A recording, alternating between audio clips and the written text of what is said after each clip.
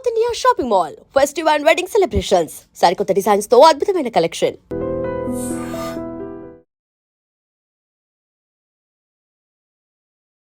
నమస్తే, నేను Kavitha. Welcome to I dream news and నిజాలు. H1B వీసాలకి సంబంధించి ఫీజుని $15,000 నుంచి $1,00,000 పెంచిన తర్వాత అందరిలోనూ ఆందోళన మొదలైంది. అంతలోనే ఒక చిన్న రిలాక్సేషన్ని అనౌన్స్ చేసింది అమెరికా ప్రభుత్వం. L1, F1 వీసాల మీద ఉన్న వారికి పాత ఫీజు చెల్లిస్తే సరిపోతుంది అనేది. దెన్ వాట్ అబౌట్ మన దగ్గర నుంచి వెళ్దాం అనుకుంటున్న వాళ్ళకి పాతది కాకుండా కొత్త ఫీజునే వర్తింపచేస్తామని. యాక్చువల్గా ఈ కొత్త ఫీజు అనేది ఎంతకాలం ఉంటుంది? ఛాంబర్ ఆఫ్ కామర్స్ కోర్టు మెట్లెక్కింది. అక్కడి నుంచి తీర్పేమొస్తుంది? అమెరికా ఏమన్నా మళ్ళీ పాత ఫీజునే వసూలు చేయబోతోందా? ఏం జరగబోతోంది? మనతో పాటుగా ఉన్నారు సీనియర్ జర్నలిస్ట్ సురేష్ కొచ్చతిల్ గారు. సార్ నమస్తే. H1B వీసా అనగానే చాలా ఒక డాలర్ డ్రీమ్స్ కనిపిస్తాయి, మన ఫ్యూచర్ అంతా మన ఎదురుగా కనిపిస్తుంది. సడన్గా అన్నీ షార్టర్ అయిపోయాయి. $15,000 కాదు $1,00,000 చేసిన తర్వాత. బట్ ఈరోజు వచ్చినటువంటి చిన్న రిలాక్సేషన్ ఎవరికి ఇస్తున్నారు? క్లారిటీ అనేది కావాలి అంటే ఏం చెప్తారు సార్? ఫస్ట్ ఆఫ్ ఆల్ మనం H1B అనేది మనం అర్థం చేసుకోవాలి ఏంటనేది. H1B వీసా ఒక ఎంప్లాయ్మెంట్ వీసా లాగా చూసుకోవచ్చు మనం. అది ఎందుకు తీసుకొచ్చి జార్జ్ బుష్ టైంలో తీసుకొచ్చారు, ప్రెసిడెంట్ బుష్ ఉన్నప్పుడు. బేసిక్లీ అమెరికాలో స్కిల్ సెట్స్ లేదు. అట్లాంటి స్కిల్ సెట్ లేనప్పుడు బయట నుంచి మనం తెచ్చుకోవాలని చెప్పి H1B వీసా పెట్టారు. సో ఆర్గ్యూ చేస్తున్నప్పుడు, పెటిషన్ ఇస్తున్నప్పుడు for applying for visa, we're arguing that this particular skill ఏదైనా ఉండొచ్చు. For example robotics, high end రోబోటిక్స్లో ఈ స్కిల్లో యూఎస్లో ఎవరు లేరు, విచ్ ఇస్ అబద్ధం. ఉంటారు కానీ కంపెనీలు ఏమంటారు, that guy is not good enough. ఎందుకంటే అక్కడ కూడా మంచి కాలేజీలు ఉన్నాయి కదా, మన వాళ్ళు అక్కడే చదువుకుంటారు కదా, అక్కడ MITs ఉన్నాయి, అన్నీ ఉన్నాయి. మరి మీరు అంటారు అక్కడ స్కిల్ లేదంటారు. కానీ అప్పుడు ఉండే 1990 they had an issue. In fact the US science foundation అనుకుంటే ఎవరో వాళ్ళకి సర్వే కూడా చేశారు. 160,000 మంది మాకు తక్కువ ఉన్నారు స్టెమ్ ఫీల్డ్లో, science, technology, engineering and maths. బయట నుంచి తీసుకురావాలి. That is how the H1B started. దీంట్లో మన తప్పు కూడా ఉంది. టెక్నికల్ ఏంటంటే వీఆర్ రీప్లేసింగ్ అన్ అమెరికన్ వర్కర్కి వచ్చి అదే జీతం మన ఎంప్లాయీకి ఇవ్వాలి. ఫర్ ఎగ్జాంపుల్ అమెరికన్ వర్కర్కి $120,000 ఒక సంవత్సరానికి ఇస్తూ కావాలి. US mean is around $80,000 to $100,000 మీకు తెలిసింది యావరేజ్ వేజ్. 120,000 అని పెట్టుకుందాం. అంటే మీరు ఇక్కడి నుంచి మన దేశం నుంచి తీసుకెళ్ళే H1B వర్కర్ని you to pay the same amount, కానీ చేయరు. 50,000 60,000తో పని నడిపించుకుంటారు. That is the idea behind it. వాళ్ళకి కాస్ట్ తగ్గించాలి, స్కిల్ ఉండాలి ద సేమ్ టైం. ఇది కంటిన్యూ అయినే పోతున్నాయి. Actually it meant for a limited time, కానీ ఇది నాన్ ఎండింగ్గా వెళ్ళిపోయింది అనమాట. ఒక టైంకి వచ్చినప్పుడు ఏమైందంటే, ఇప్పుడు ప్రెసిడెంట్ ట్రంప్ ఎలక్షన్ క్యాంపెయిన్లో కూడా మాట్లాడుతున్నప్పుడు ఇదే అన్నారు, మా అమెరికన్ ఎంప్లాయీస్కి, మా అమెరికన్ స్టూడెంట్స్కి వాళ్ళు చదువుకున్న తర్వాత వాళ్ళకి ఉద్యోగం రావట్లేదు, మా దగ్గర పనిచేసి ఎక్స్పీరియన్స్ ఉన్న వాళ్ళకు కూడా ఉద్యోగం రావట్లేదు. అంటే వాళ్ళకి ఎందుకు ఇట్లా ఉద్యోగం దొరకలేదు? దాని మెయిన్ రీజన్ ఇస్ బయట నుంచి ఎంప్లాయీస్ని తీసుకొస్తున్నారు, భారతదేశం నుంచి, చైనా నుంచి, మిగతా దేశాన్ని తీసుకొస్తున్నారు. మా వాళ్ళకేమో ఉద్యోగం లేదు. So it's a genuine cost, దాంట్లో డౌట్ ఏం లేదు. ఎందుకంటే మీరు ఒరిజినల్ H1B ఫిలాసఫీ మీద చూస్తే మనం తప్పులు చాలా మనమని కాదు, తీసుకెళ్తున్న కంపెనీలు కూడా. దీనికన్నా ముందు కూడా కవిత గారు నేను చెప్పాను, టాప్ 10 2025లో H1B, ఎందుకంటే ఇప్పుడు H1B లేదు, నెక్స్ట్ స్ప్రింగ్లో వస్తుంది, 2026లోనే ఉంది నెక్స్ట్ స్లాట్. ఈ 2025లో అప్లై చేసి వీసా వచ్చిన వాళ్ళకి చూస్తే టాప్ 10 కంపెనీస్లో ఒకటే ఇండియన్ కంపెనీ ఉంది, TCS అట్ నెంబర్ 3. మిగతా కంపెనీలు 8 కంపెనీలు సాఫ్ట్వేర్ కంపెనీ, అంటే 7 కంపెనీలు software including TCS. Last 2 companies are retail companies, Target and Walmart. వాళ్ళైతే IT ఇంజనీర్లు తీసుకురారు కదా, వాళ్ళకి కావాల్సింది ఏమిటంటే మేనేజర్స్ లాంటి వాళ్ళు కావాలి వాళ్ళకి.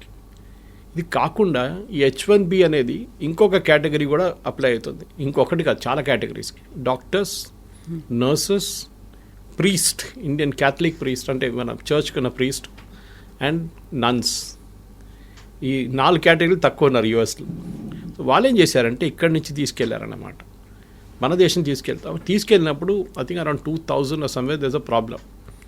జల్దీ ఖతం అయిపోతుండే H1B, ఇంతమంది తీసుకెళ్తున్నప్పుడు కోటా అయిపోతుండే.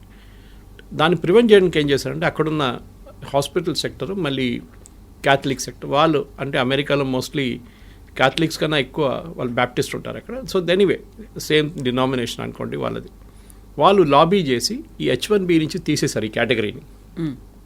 This is a non quota category.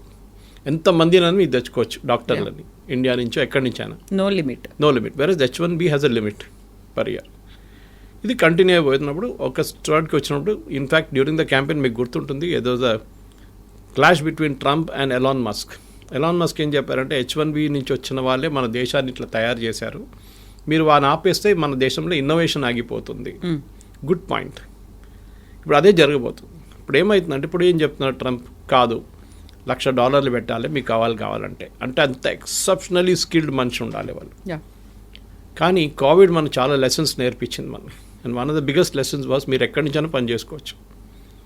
మీరు ఎక్కడి నుంచి ఇప్పుడు హైదరాబాద్లో చూస్తే కూడా మీరు హైటెక్ సిటీ వైపు సాయంత్రం పోతారు, లైట్లు ఉన్న అన్ని, ఆ గ్లాస్ ఫెసాడ్ ఉన్న అన్ని టాల్ బిల్డింగ్స్ చూస్తున్నప్పుడు, స్కై స్క్రేపర్స్ చూస్తున్నప్పుడు మీకు డౌట్ వస్తుంది అది అమెరికానా ఇండియానా అని చెప్పేసి. ఎందుకంటే we're working as per their timings. వాళ్ళ కోసం పనిచేస్తున్నాం. అది వెల్స్ ఫార్గో ఉండొచ్చు, డెలాయిట్ లాంటి కంపెనీ ఉండొచ్చు, చాలా కంపెనీలు ఉన్నాయి. Microsoft is there, Oracle. వీళ్ళందరూ నాట్ ఓన్లీ అమెరికా, మిగతా జాగ్రఫీస్ కూడా వర్క్ చేస్తున్నారు. యూరోప్ ఉండొచ్చు, అది కాకుండా ఆస్ట్రేలియా ఉండొచ్చు, మిడిల్ ఈస్ట్ ఉండొచ్చు, వాళ్ళ కోసం కూడా పనిచేస్తున్నారు ఇక్కడ కూర్చొని.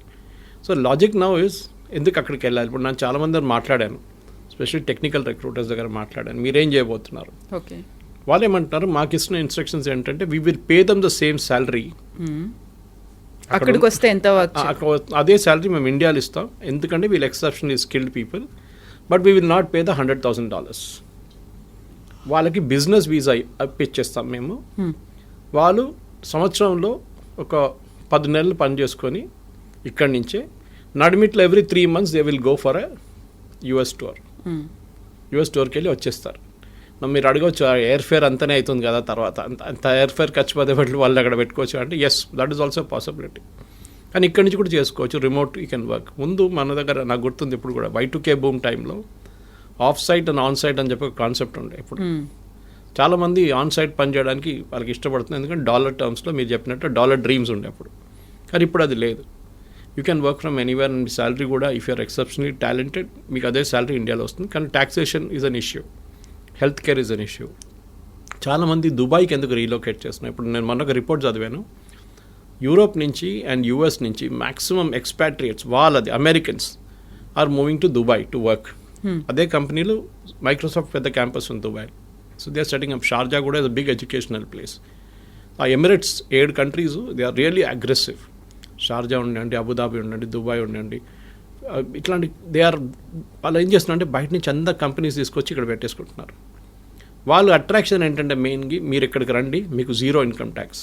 ఓకే, ఎవరైనా everybody will say yes to it. 0 income tax అంటే మళ్ళీ దట్స్ అ బిగ్ సేవింగ్. అమెరికాలో ఉన్నప్పుడు మీరు ఆల్మోస్ట్ 50% దాకా ట్యాక్స్ కడతారు. Of course you health care is taken care of. భారతదేశం నుండి మీరు 30%, 32% దాకా ట్యాక్స్ కట్టాల్సి వస్తుంది. But health care is the big issue. కొన్ని కంపెనీస్ ప్రొవైడ్ చేస్తున్నాయి. ఇదన్నీ చూసినప్పుడు క్వాలిటీ ఆఫ్ ఎడ్యుకేషన్ అన్ని ఇప్పుడు గల్ఫ్లో కూడా ఇండియన్ స్కూల్స్ చాలా ఉన్నాయి. The shifting is happening from Europe and US to Gulf. This is president Trump should be worried about this. ఆయనకి ఇక్కడ కొంచెం వరీ ఉండాలి, ఎందుకంటే టాలెంట్ అమెరికా నుంచి వెళ్తుంది, టాలెంట్ ఇండియా నుంచి వెళ్ళడం కాదు. అమెరికా నుంచి, అమెరికాలో ఉన్న టాలెంట్, టాప్ నాచ్ టాలెంట్ అదే కంపెనీ కోసం గల్ఫ్లో వెళ్ళి పనిచేస్తున్నారు. ఇండియాని ఆర్మ్ ట్విస్ట్ చేసినట్ల ట్రంప్ని వాళ్ళని ఆర్మ్ ట్విస్ట్ చేయలేరు. రేపు UAEకి చెప్పలేరు మేము మీ మీద 50% టారిఫ్ పెట్టేస్తున్నాం, మీరందరూ మమ్మల్ని తీసుకెళ్ళిపోతున్నాం మా ఎంప్లాయీస్ని. So the shift is double అన్నమాట. ఇప్పుడు అమెరికా నుంచి చాలామంది ఏమంటారు, మాకు ఇంత పెద్ద ట్యాక్సేషన్ అవాయిడ్ చేయడం, దుబాయ్కి వెళ్తాం, అక్కడ 10 సంవత్సరాలు 5 సంవత్సరాలు పనిచేస్తే మాకు enough savings will come back again. కానీ ఇప్పుడు కొత్తగా ఒకటి ఇవాళ పొద్దు నుంచి కనిపిస్తుంది ఈ న్యూస్, L1 అండ్ F1 వాళ్ళకి ఈ $100,000 పడదు, వాళ్ళకి they don't need to pay for it అన్నారు. We should understand difference between L1 and F1. L1 is a non immigrant visa, ఒక హై స్కిల్డ్ మేనేజర్స్ ఎగ్జిక్యూటివ్స్ని తీసుకెళ్ళడానికి వీసా. అంటే వాళ్ళు నాన్ ఇమిగ్రెంట్ వీసా, వాళ్ళు భారతదేశంలో ఉండొచ్చు any country and they are going to US to work there. వాళ్ళకి L1 issue చేస్తున్నారు. F1 అనేది అకాడమిక్ స్టూడెంట్స్ అన్నారు, వాళ్ళు ఆల్రెడీ చదువుకుంటున్నారు అక్కడ. ఈ 2 కేటగిరీస్ ఏం చేస్తారు, ఒకసారి వెళ్ళిన తర్వాత అక్కడ స్పెషల్లీ మన వాళ్ళు ఇక్కడి నుంచి they try and extend it to an H1B. అక్కడే ఉండాలని సెట్ వాళ్ళు ఫస్ట్ H1B తీసుకొని దాని తర్వాత గ్రీన్ కార్డ్, దాని తర్వాత citizenship. So that transfer from L1 or F1 to H1B will not attract $100,000 అంటున్నారు.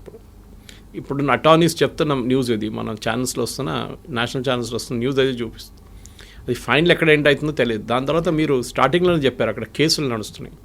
US chamber of commerce case వేశారు అక్కడ, saying that this is unfair, మాకు టాలెంట్ కావాలి, మీరు టాలెంట్ అలౌ చేయకపోతే మేమేం చేయాలి, మళ్ళీ మేము ఇన్నోవేషన్ ఉండదు మా దగ్గర.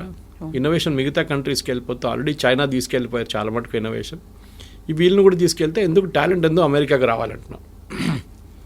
నేను యాక్చువల్లీ లాస్ట్ వీక్ ఒక కపుల్తో మాట్లాడాను యూఎస్లో, Indian couple, settle there US citizens 20 సంవత్సరాల నుంచి.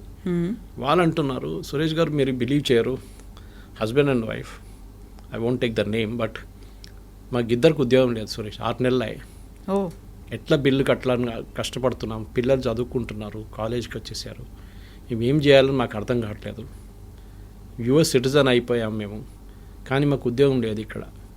అమెరికా ఇస్ గెటింగ్ H1B పక్కన పెట్టండి, America is getting stretched out completely. మొన్న కూడా ఒక అమెరికన్ సెనేటర్ అన్నారు, the problem is we're outpriced in the market, completely outpriced. ఇప్పుడు నేను చెప్పే ఎగ్జాంపుల్ మీకు చాలాసార్లు చెప్పాను, plumber cost more than the tap. ఇది ప్రాబ్లం అమెరికా. మీరు ఏ ఫోన్ ఇప్పుడు కూడా చూడండి, last month also iPhones maximum India నుంచి ఎక్స్పోర్ట్ చేసింది యూఎస్కి వితౌట్ టారిఫ్. ఐఫోన్ చాలా smart, Trump is not putting tariff on iPhones or any electronic goods. IT మీద లేదు, ఫార్మస్యూటికల్స్ మీద లేదు, అండ్ ఆన్ ఎలక్ట్రానిక్ గుడ్స్. ఫార్మస్యూటికల్స్లో మీకు మనకు తెలిసిందే generic, we're not talking of patent drugs. Patent అంతా యూరోప్ నుంచి వస్తుంది, మన దగ్గర నుంచి వెళ్ళి జనరిక్ 95%, సో నాట్ ఇంపాక్టెడ్. ఇవాళ ఇంకో రిపోర్ట్ పొద్దున్న నేను చదివాను టెక్స్టైల్స్ గురించి, it was by an international public, I think it is McKenzie. వాళ్ళు ఏమంటున్నారు అంటే ఇండియన్స్ ఎంత మంచిగా అడ్జస్ట్ చేసుకున్నారంటే, Bangladesh got a cheaper cloth because వాళ్ళకి 15% వేశారు, భారతదేశానికి 50% వేశారు. In spite of that India has invented new markets in Europe. మన లాస్ట్ 2 months ఎక్స్పోర్ట్స్ మీరు చూస్తే August and September our exports have gone up to Europe and other places. మొత్తం as a basket of exports it has gone up. To Europe it has gone up more అన్నమాట. So వీళ్ళేమంటున్నారు, మా father generation నుంచి one కంపెనీగా in Tiruppur talking about this, మా grandfather generation నుంచి US అని చెప్పి అక్కడ టార్గెట్ కానివ్వండి, వీళ్ళ మిగతా రీటైల్ చైన్స్ వీళ్ళ దగ్గర నడుస్తుంటుంది, మేము ఎక్కడికి చూడలేదు మార్కెట్ బయట అని చెప్పేసి. Now we're looking at newer markets and the struggle is different. ఎందుకంటే వాళ్ళ క్వాలిటీ వాళ్ళ దాంట్లో అడ్జస్ట్ చేయడం, వాళ్ళ దాంట్లో అడ్జస్ట్ అయిపోయారు వీళ్ళు. వాల్మార్ట్ కానీ టార్గెట్ కానీ మిగతా అన్ని చైన్స్ ఉన్నాయి కదా అక్కడ, they all got use to it. Now suddenly they adjusting to new market అన్నమాట. సో మన దగ్గర ఉన్న F1 ఇప్పుడు H1B అప్లై చేసే ఎంప్లాయీస్ కానివ్వండి, మోస్ట్ ఆఫ్ దట్ పిల్లలకి ఇక్కడ అన్నిటికంటే డేంజరస్ ప్రాబ్లం ఎక్కడ వస్తుందంటే ఎడ్యుకేషన్ కోసం వెళ్ళే పిల్లల కోసం స్కాలర్షిప్ వచ్చి వీసా డినై చేసిన కేసులు ఉన్నాయి చాలా మటుకు. I met one doctor recently, young kid, Gandhi Osmania నుంచి పాస్ అవుట్ అయ్యి షీ వాజ్ వర్కింగ్ అండ్ ఆమెకి ఫుల్ స్కాలర్షిప్ వచ్చింది ఎంఎస్ కోసం, కానీ she couldn't go, visa reject చేసేసారంట. ఇక్కడ చెప్పాల్సింది ఏంటంటే మెయిన్గా వీసా ఎందుకు రిజెక్ట్ చేస్తున్నారు, ఒకటి నో రీజన్, ఏ రీజన్ కూడా చెప్పట్లేదు, వాళ్ళ రీజన్ ఇస్తున్నారు, that reason is very very obscure. Second, మీ సోషల్ మీడియా హ్యాబిట్స్ చెక్ చేస్తున్నారు వాళ్ళు, ఫుట్ ప్రింట్స్ ఏమున్నాయి డిజిటల్, మీరు డిలీట్ చేస్తే కూడా వాళ్ళు పట్టుకుంటారు. డిలీట్ చేయడం ఇంకా డేంజరస్. ఇప్పుడు still there you can still argue, నేను అది కొంచెం ఎమోషనల్గా రాశాను అది ఇదని చెప్పి, కానీ మీరు ఈ లెఫ్టిస్ట్ ఐడియాలజీస్, ఈ వోక్ కల్చర్, ఎల్జిబిటీ రైట్స్, దీని గురించి ఎక్కువ రాయడము, సపోర్ట్ చేయడం, హ్యూమన్ రైట్స్ గురించి, ఇమిగ్రేషన్ పాలసీ గురించి రాయకండి మీ సోషల్ మీడియా హ్యాండిల్స్లో. నాలాంటి వాళ్ళకి ప్రాబ్లం లేదు, I have no dream of going to US, but still యంగ్స్టర్స్కి ఇది ఉన్న చాలామందికి ఉన్నా, నాకు ఆ కల్చర్ కూడా లేదు, I'm more of a rightist than leftist. కానీ వాళ్ళు చాలా చాలా కేర్ఫుల్ ఉండాలి. ఇక్కడ ఉన్నప్పుడు పిచ్చోన్లాగా వెళ్ళి ఏదో స్పీచ్లు ఇవ్వడము, లేకుంటే రాయడము, దాంట్లో ఫోటోలు పెట్టడము, ప్రొటెస్ట్ చేయడం, it will impact your, unless you're not planning to go to US, it will definitely impact. So 3 లెవెల్లు చూడాలి కవిత గారు మీరు అడిగిన ప్రశ్నకి. ఒకటి L1 F1 మనం మాట్లాడుకున్నాం. Second H1B itself, what will be the next step legal and otherwise. Conversion from L1 F1 to H1B అది కూడా మనం చూసాం. 4వది ఏంటంటే డెఫినెట్గా what are the options for people who are not getting on H1B which is basically staying back in India. 5వది ఇంకో ఇది కూడా చెప్తున్నారు, మెక్సికోలో కెనడాలో వీళ్ళు కూర్చోబెడదాం, అక్కడ ఒక యూనిట్ స్టార్ట్ చేద్దాం. ఫర్ ఎగ్జాంపుల్ ఐటీ కంపెనీ వాళ్ళు మెక్సికోలో స్టార్ట్ చేస్తారు, it can be a Wipro or TCS or Infosys. అక్కడి నుంచి యూఎస్ ట్రావెల్ చేయడం చాలా దగ్గర. కెనడా నుంచి కూడా అంతే, కెనడా నుంచి can even drive down if you want. So మీరేం చేస్తారు, అక్కడ 3 నెలలకి మీరు వెళ్ళి యూఎస్లో మీటింగ్ అటెండ్ చేసి వచ్చేస్తారు. You can be working from Mexico without attracting $100,000.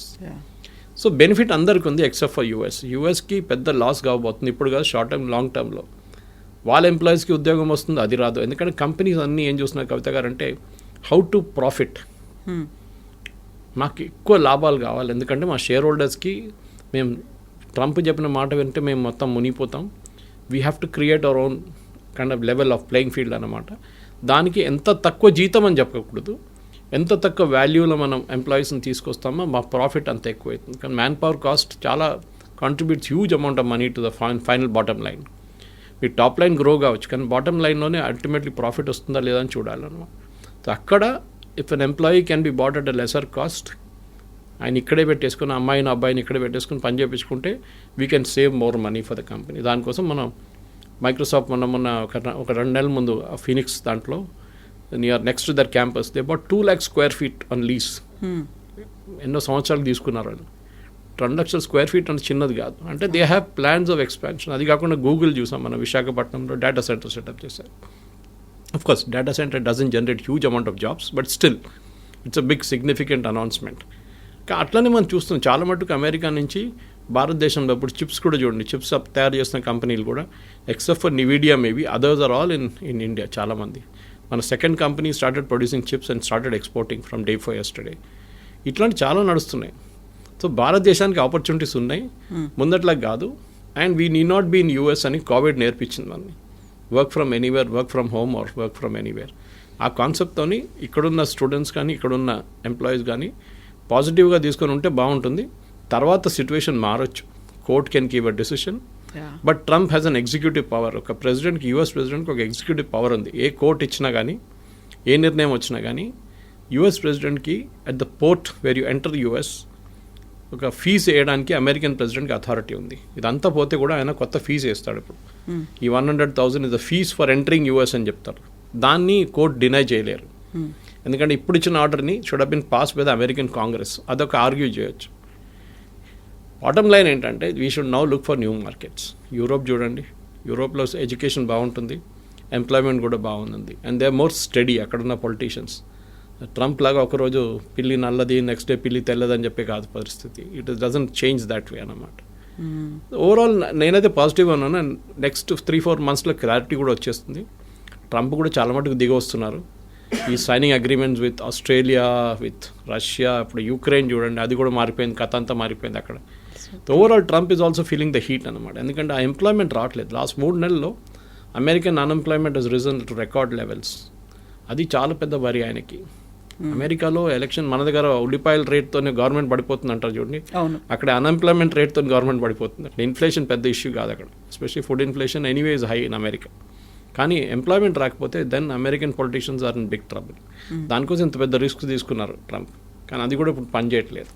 ఇప్పుడు అందరూ ఇండస్ట్రియలిస్టులు, ఆంటర్ప్రెన్యూర్స్ ఉండేటువంటి అమెరికన్ ఛాంబర్ ఆఫ్ కామర్స్ ఎందుకని కోర్టు దాకా వెళ్ళింది? H-1B వీసాల గురించే. అంటే వాళ్ళకి వైపు that is not our commerce, వాళ్ళ కామర్స్ వాళ్ళు వెళ్ళారు. వాళ్ళ అంటే ద మెయిన్ థింగ్ ఇస్ వాళ్ళు ఏమంటున్నారంటే మాకు టాలెంట్ కావాలి.